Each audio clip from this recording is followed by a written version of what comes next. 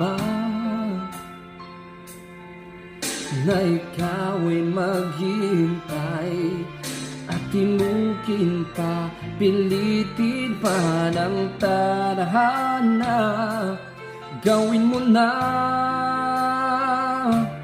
kung ano ang nararapat, magsikap ka at magtiwala sa may kapal. Nakahanda ang Diyos na umalalay sa'yo.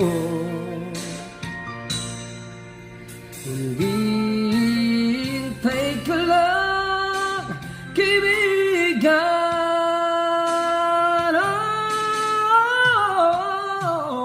Sikapin mo, pilitin mo, tibayan ang iyong puso. Tanging ikaw